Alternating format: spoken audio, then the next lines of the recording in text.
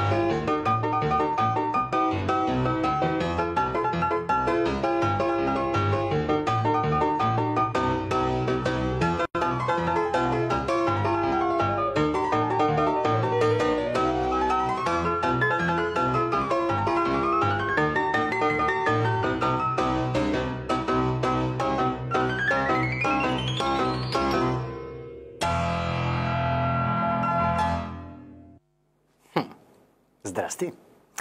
Днес сме в една прекрасна подводна обстановка. Единствената риба, тук съм аз.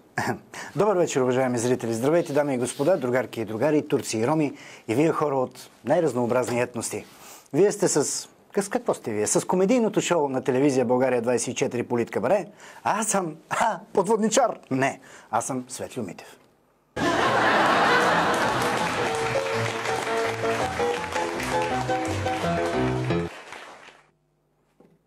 Сега неочаквано за всички започват едни абсолютно неподкупни, идващи само от мен, непровокирани от какъвто и да било държавен подкуп, хвалебствия. Уважаеми зрители, най-после доживях най-после един прекрасен ден от политическа гледна точка.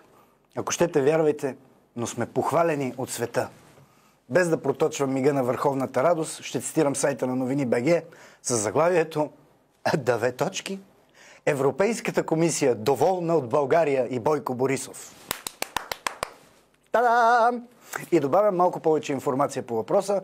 Премиерът обобщи изказването на еврокомисаря, кой е еврокомисаря няма значение, с думата доверие. Преди година и половина нямаше доверие. Опитвахме се да излъжем Европейската комисия и затова нищо не се получаваше, каза Бойко Борисов. Ето това наистина е прекрасно. И го казвам без всякаква ирония. В мен няма грам, толкова сарказъм, както преди. Доволството към нас и в частност към нашето момче, с не много голямо чело, е във връзка с това, че България има потенциала да се превърне в ключов играч за европейската газопреносна мрежа. Сега, много пъти съм бил несправедлив или безпричинно критичен към премиера.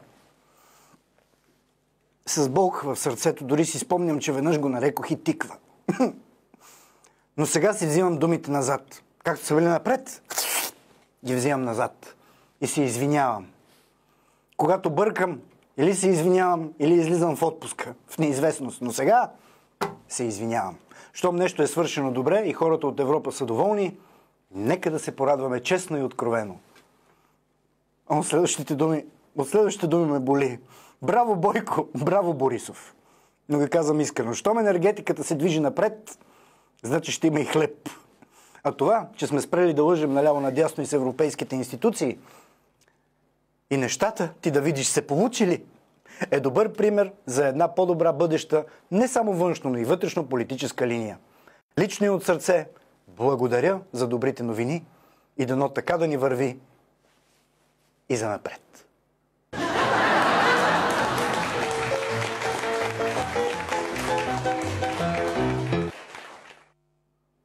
Уважаеми зрители, сега ви предлагам да отскочим назад в близкото минало на Политкабаре и да видим една необичайна визуална интерпретация на случилото се тогава в ефир.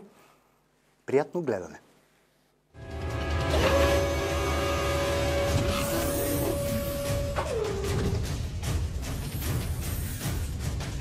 Уважаеми зрители, днешният петъчен обзор на политическите събития ще започна и ще завърша. Ей сега, завърших. Не! С едно заглавие, цитирано от сайта на Off News. Плевнелиев, негово изказване, няма да се кандидатирам за президент. Искам веднага да кажа, че аз също няма да се кандидатирам за президент. В смисъл, все тая.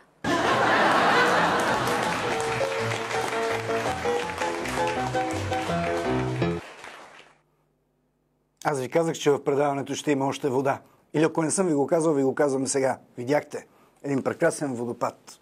Може би като една алегория за начина, по който трябва така да се поизмие малко българската политика. Както и да е, няма да навлизам в такива ненужни отклонения. Сега, нека да видим една анкета, в която ви попитахме, опитахме ви, коя е най-голямата грешка на българските политици? Какво отговорихте вие?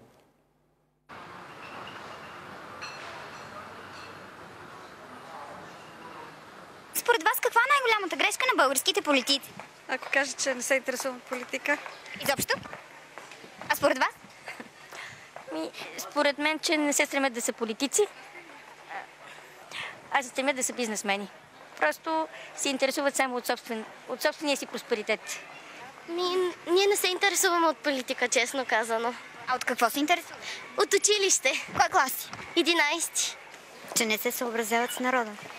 Не знам откъде да започне, откъде да завърши. Нямат силата и желанието да видят истината в очите. И това, че са безкрайно нагли и безочливи. Не очаквах това, когато гласувах за тях. Най-голямата грешка е, че пренебрегнаха пенсионерите и безработните. Това е фаталната грешка. Че само лъжат.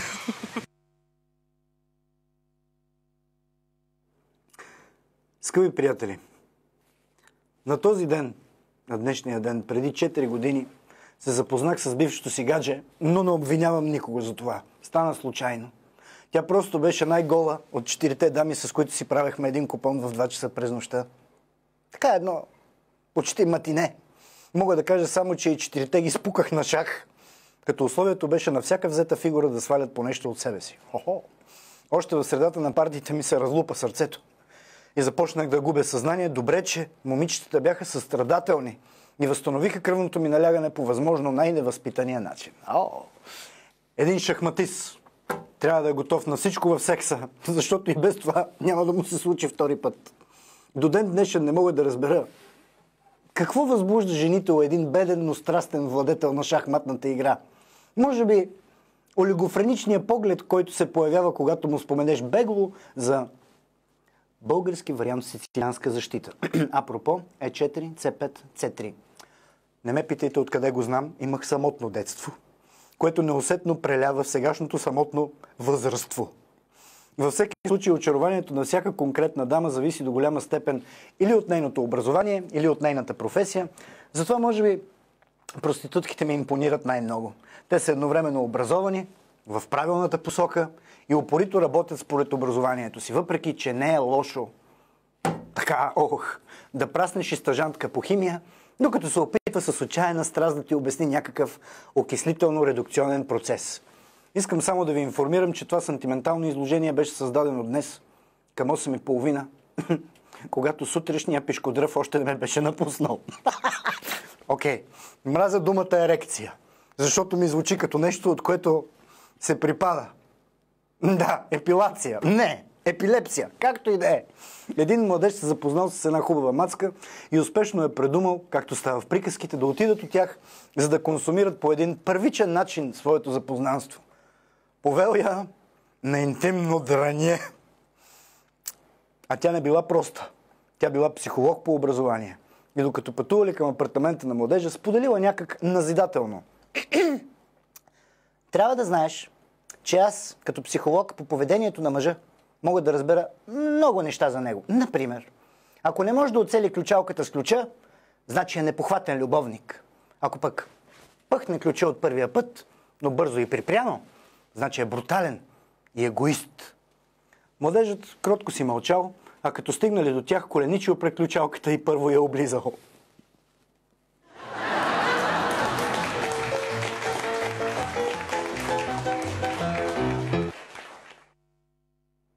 Уважаеми зрители, не знам, сякаш ще ви задам някакъв въпрос, но това не е така. На жените трябва да се обръща внимание и това е мое крепко убеждение. Друг е въпросът, че е много трудно да се определи кога и как да им се обърне внимание. Например, случи се така.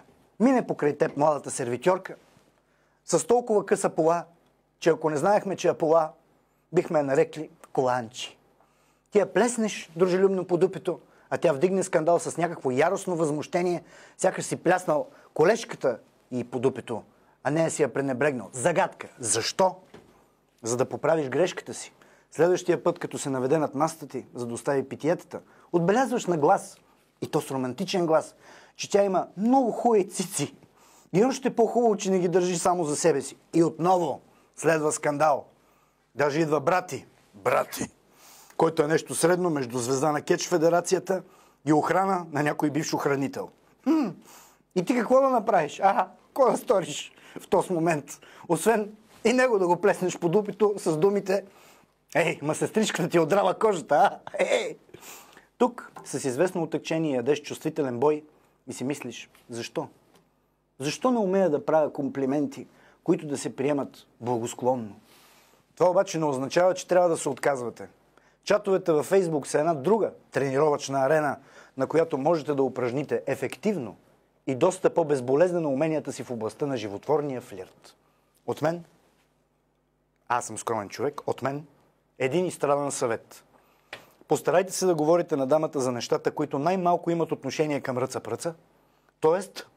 фокусирайте се върху подробностите от шията нагоре. Там е безопасно. Надолу ви очакват само неприятности. Освен, разбира се, ако дамата не е някой прелестен женски простак, каквито се срещат вече много рядко и обикновено са беля в живота и труда. Един разумен младеж, така приятен, разумен, комуникирал с една руса госпожица в чата и казал: знаеш ли, сладурче, че смехът е вторият най-добър начин да заведеш мацка в леглото. А тя полюбопитствала: какъв е първия? Той сухо обявил: дълъг и остър нож. Ха-ха-ха-ха! Колко си смешен! Възкликнал в чата блондинката, а той написал само: добър избор.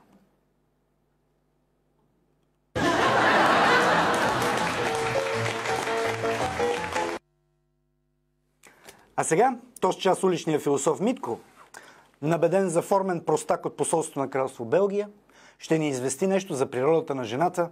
Да разберем, що е то.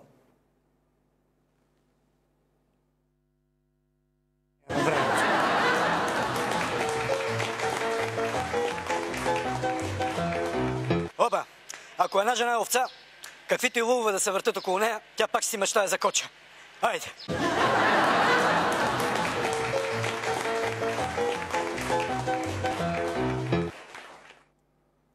Скъпи приятели, понеже наскоро, кажи речи преди малко, споменах откровенно за своите, меко казано, неуспехи в областта на ухажването, ми се ще да вярвам, че има ситуации, в които то изобщо не е необходимо. И тук нямам предвид никога не случващата се идеална ситуация с 10-тия ден след корабокрушението на самотен остров, където сте само двамата. Ти и нещо средно между младата Шарлиз Терон и зрелата Клаудия Кардинале. Не! Това никога не се случва. Не мечтайте за това. Като се замисля, описани от мен женски хибрид задължително трябва да има 2 глави и от всичко по 2. Срамота е да се пренебрегва която и да било от тези 2 прекрасни жени. Шарлиз Терон и Клаудия Кардинале. Как да избереш в такъв момент? За тях никога няма да се оженя. Не, плаче ми се. Та накратко, това с острова няма да стане. Това е само една дребна визуална интерлюдия към страстната вечер на унаниста. Това е само едно пишечно месо в ръката на самотника, на който вече са му скучни всички списания и видеоклипове, които притежава. Както и да е. Стига за мен. Да поговорим за мен. Според мен, нуждата от ефективен и чаровен флирт отпада в два случая. Или когато жената е твърде дебела и няма вече какво да губи, или когато мъжът е много мъжествен и красив. А това означава преди всичко едър, космат и почти безсловесен. Вътрешно. Аз съм точно такъв. Наистина, първичен като носорог и вторичен като катеричок. Третичен не мога да бъда, защото 3 пъти чичко вече не може. Винаги съм разчитал на животинското си излъчване. Просто съм прекалено дребно животно. Има обаче събития от живия живот, оня, реалния, битовия и ежедневния, които все още ми дават надежда, че за да успее с жените на един мъж му е достатъчно просто да е мъж. Твърд като стомана и чувствителен като замразен петел. В едно влаково купе на дълъг път се возели една млада и симпатична девойка и един очевиден наследник на Чубака от Междузвездни войни. Мъж като канара, с лека усмивка и силна снага. Като се събличали за сън в купето, девойката го гледала внимателно и възкликнала: "Ао, господине, като ви гледам колко сте космат, просто мравки ми лазят по кожата." Той не казал нищо и заспал. Откъртил като кютук. На сутринта девойката му донесла кафе от вагон-ресторанта. И му казала усмихнато: "Знаете ли, вчера си помислих, че ще ми налетите." А мъжкият родопски китеник отвърнал: "Момиче, 7 пъти хващам сифилис, 4 пъти трипер. Само твоите мравки ми липсват."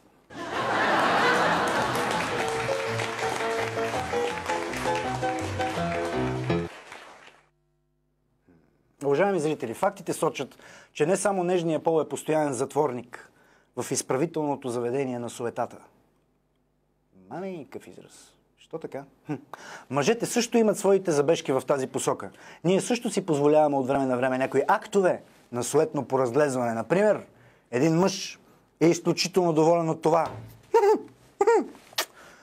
да се избръсне сутрин, още преди тежките и горчиви пипала на махмурлука, да са го оплели в мрачния си танц. Не мога да ви опиша. Просто е трудно да ви изразя колко е важно мъжа да се избръсне сутрин, особено когато планира да се напива през целия ден. Към един запой. Никога не може да се подхожда небръснат и несресан.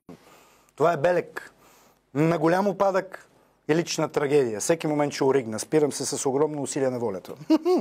Друг интересен факт е, че мъжете не по-малко от жените изпитват увлечение по аксесуарите. Един представител на силния пол никога няма да тръгне с вратовръзка върху потника просто ей така. Той се подготвя за нещо. Фърлям слюнка. Подготвил се е за него от 15 дни. 2 седмици не е спирал да лочи алкохол, за да събере смелост за срещата с някое красиво създание. И когато си е сложил вратовръзка, но не и риза, той е знаел, че това неизбежно ще направи впечатление. Може би отвращение, но все пак ще остави запомнящ се знак в съзнанието на ответничката на неговата страст. За мен един от най-красивите моменти в преследване на суетни външни белези беше когато за втори път отидох да си купя костюм. Тия 2 пъти ми останаха. Отивам аз за втори път да си купя костюм и изнежените младежи в бутиковото студио ме информираха, че за момента нямат нищо за предразположени към елегантност малки хипопотами, като мене. В такива мигове човек просто се чуди дали да запали магазина или да го остави на педераската разруха, която вече го обхванала. В мен живее сравнително комфортно една зла, застаряваща блондинка, която винаги е склонна да попита някоя жена с нови обувки дали не са имали нещо за нейния глезен. Иначе не съм злобен. Обичам да гледам модни ревюта, само да не са в Лондон, защото там се обличат така, все едно някой облицова летви с балатон. Английските манекенки са най-лошото от курвенския елит, което може да се случи на човек. А един обикновен човек по неволя, герой на следващата ми история и мъж на място, отишъл в магазина и си купил нови обувки, нови щапуци, както и да е. Мъжки, хубави, с гьони здрави връзки, лъснати, като нови, защото били нови. И от щастие ги обул още в магазина. Прибрал се от дома при жена си и я попитал с крехка наивност: да забелязваш нещо ново в мене? Тя го изгледала като вчерашна пача, която е поела по безрадостния път към кофата и казала сухо: не, нищо. Мъжа, чийто елегантен миг бил с изместен център на тежестта, се засегнал, ядосал се.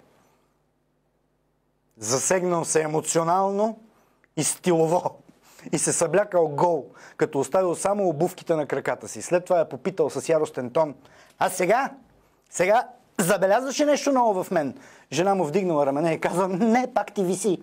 Не виси, обяснял мъжа, а сочи към новите ми обувки. Тук тя отбелязала: да си беше купил шапка.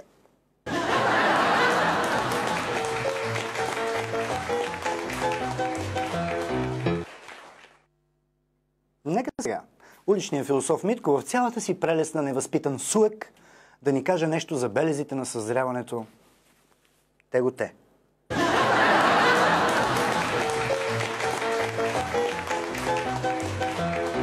Опа!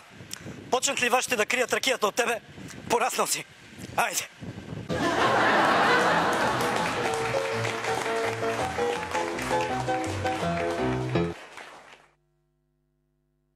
Скъпи приятели, някои отлично запознати с характера ми люде често твърдят, че съм безсърдечен и жалък, защото съм самотен и нещастен, което не извинява факта, че съм презряна свиня, която вече дори се страхува да се натряска като хората.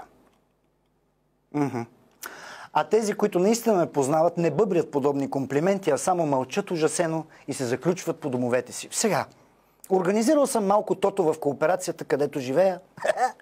На кой етаж ще пукне следващата бабичка? И за момента надаванията вървят отлично. Като изтучим факта, че ме посетиха полицаи да питат кой всяка вечер към 10:30 пикае в хода и защо го правя аз.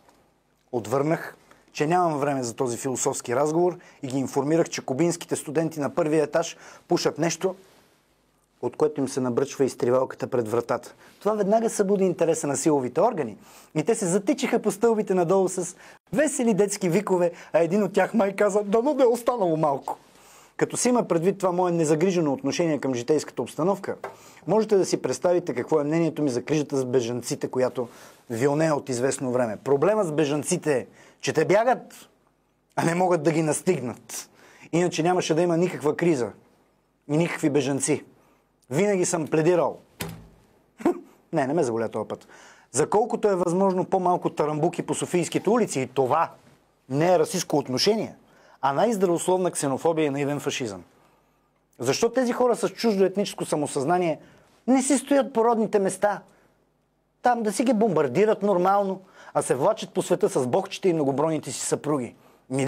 То даже на Меркел и се скъса ластика и наскоро обяви, че, цитирам от чист немски: аманот емигранти, байгън.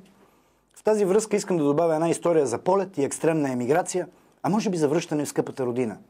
Един товарен самолет прелита от транзит над Сирия и един сириец се примолил горещо на пилотите: моля ви, момчета, така, като минаваме, снижете самолета на 50 метра и аз ще си скоча. По едно време един от пилотите викнал на сириеца: готово, на 50 метра сме. И сириецът скочил. А другия пилот попитал колегата си: Жоре, защо го излага момчето, бе? Бяхме на 250 метра. А първият пилот се усмихнал и казал: миналия път, като снижих на 50 метра, един слезе, а 5 се качиха.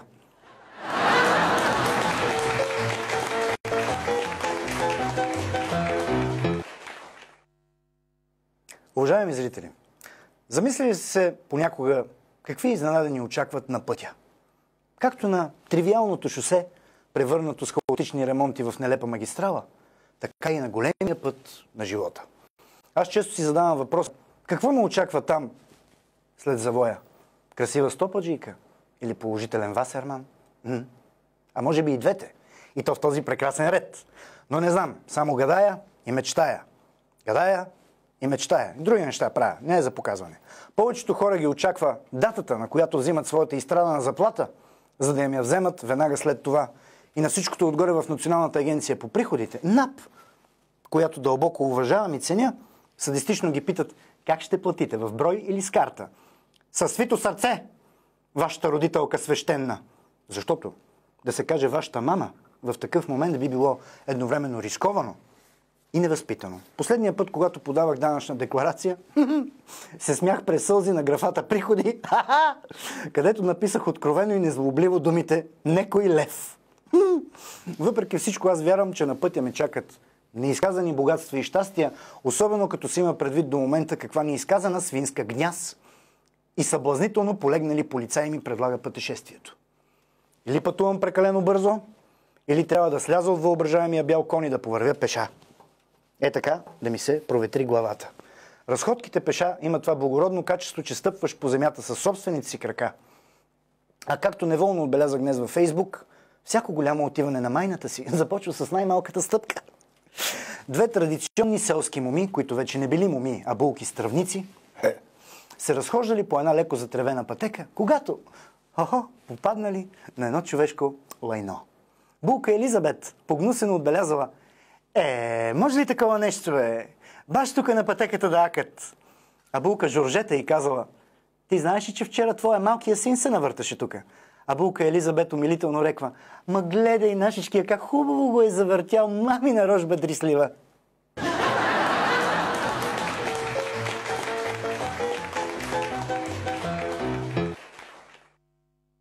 Та-да! А сега, уважаеми зрители, искам да ви покажа едно видео от YouTube, в което ще видите как едно изключително възпитано куче за пример, оказва най-разнообразна помощ на своя любимец стопанина си. Вижте видеото.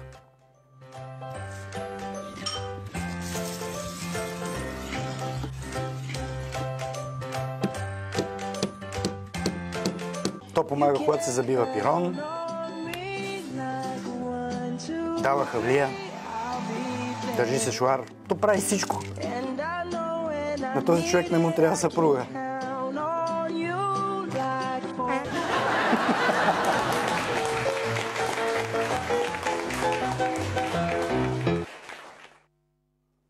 Скъпи приятели, сега накратко ще поговорим за силата и очарованието на неочакваните срещи. Случва ли се така дълго време да си мислите за някого и след това да срещнете далеч по-красивия му приятел или приятелка? Ето това наричам аз щастлива съдба. Така на времето, като малък, аз непрекъснато правех добри дела, с надеждата да се появи добрата фея и да ми изпълни 3 желания. Мръсната хвърката гад така и не се вясна. Добрените ми отидоха на празно. След това започнах да правя точно обратното. Всекидневни безкорисни злини. И изведнъж се появи лошата фея. Ау, какви цици само... Защо пак казвам тази дума? Какви прекрасни гърди имаше тя. И отново повярвах в чудеса. Оказа се, че желанията ми са изпълними и без вълшебна пръчка. Но не и без моята вълшебна пръчка. Малката, но работлива интимна тояшка. После с чест и достоинство си пиех антибиотиците и си представях как един ден ще разказвам на внуците си тия тестостеронни уроди, как дядо им на времето какви зли шафранти е борил и преборил.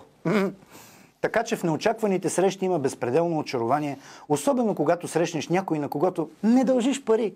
А това е много рядко явление. Поне при мен. Разбира се, има и срещи, в които на първо време изобщо не знаеш кого срещаш. Но се оказва, че не е опасно.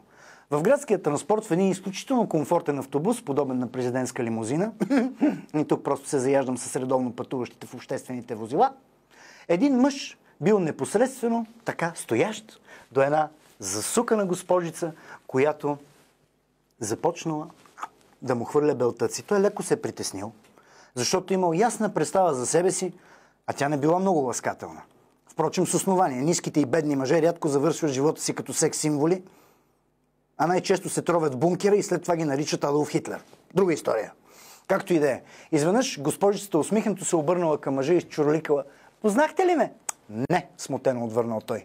А тя изненадващо се обърнала с гръб, както била в сърце разрушаващия си мини-жуп, и се навела сексапилно. След това попитала: "А сега познахте ли ме?" "О", казал мъжа, "съседката по вила." "Здравейте!"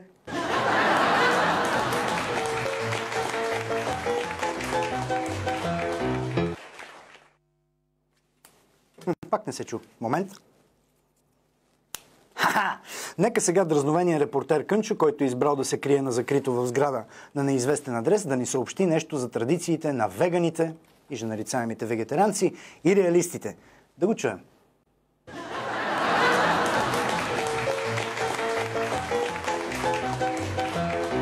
Добър ден. Веганът не яде колбаси, защото си мисли, че малки, сладки животинки са били убити заради тях. А реалистът не яде колбаси, защото знае, че такова нещо изобщо не се е случило.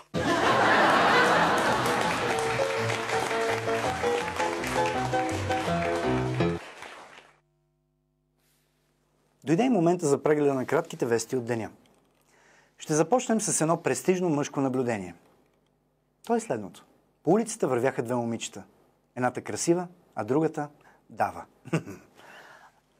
Дискусия от света на интимните стимуланти. Жена гледа как мъжът й дели виаграта на 4 и му казва: мили, това харче се пие цяло, а той отвръща: може па да поискам само да те целуна. Едно заглавие от жълтата преса. Дребничка продавачка в секс-шоп, отчаяна от личния си живот, редовно се скривала сред надуваемите кукли, които продавала. Следва един справедлив протест, който чух от приятел. Като че нямам такива. Както и да е. Чуйте протеста. Не разбирам, що за хора са тези, които нямат мярка в пиенето, е. Вчера, например, моите колеги 3 пъти ме изпуснаха, докато ме носиха до таксито. Детайл на нашия национален характер. Ние сме единствената нация, която на въпроса къде отиваш, отговаря: ей, сега идвам. И с големите философски истини. Зад всеки велик мъж в човешката история стои по една велика жена, която му повтаря, че е велик тапак. И ще завършим с един записан разговор на телефон 112. Той е следният. Ало, 112 ли е? Добър вечер. Исках да ви попитам, кой е най-удачният метод за гасене на запалена коса? Защото тук един приятел, така да се каже: стига си пищял, бе, стига, бе! Питам ги!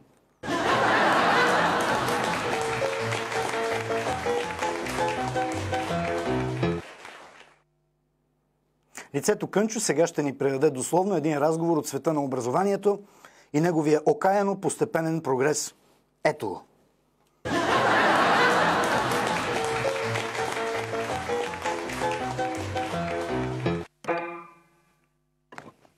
Добър ден.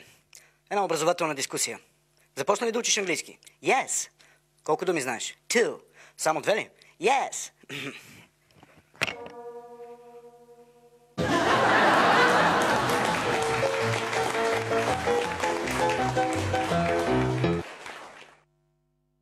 Yes. Финалната ми история тази вечер е от една тъмна уличка, на която се били случили много коварни и зловещи неща. Просто самата уличка била такава тъмна и страховита, дори през деня, а през нощта била просто като един малък тунел на страха. Скърцали стари прозорци, люлеели са обесени инкасатори, правили секс котки с размерите на телета, а боколчийските кофи не били изхвърлени от времето, когато за последен път полицаите открили труп на фолк-певица, която се била самоубила, поглъщайки собствените си изкуствени гърди. Вау. Ужасяващи спомени тегнали на тази тъмна уличка. Една нощ красива млада жена минавала оттам и била пресрещната от тъмен мъжки субект, който изръмжал: давай парите. А тя разтреперано отвърнала: нямам пари. Тогава той запретнал ръкави и казал решително: така, сега ще те претърси основно и просто му мисли, ако намеря кинти в тебе. И започнал да рови, къде ли не, и то със страстта на катерица, която търси последния си лешник през зимата. По едно време спрял и отсякал: окей, вярно, нямаш пари. Ай, чупката. А красавицата отвърнала: не спири, бе, глупак, ще ти напиша чек. Това беше всичко в Политкабаре за тази вечер. Останете с програмата на Национална телевизия България 24 и предаването Точка на кипене. От мен, Светлю Митев, лека вечер и много усмивки.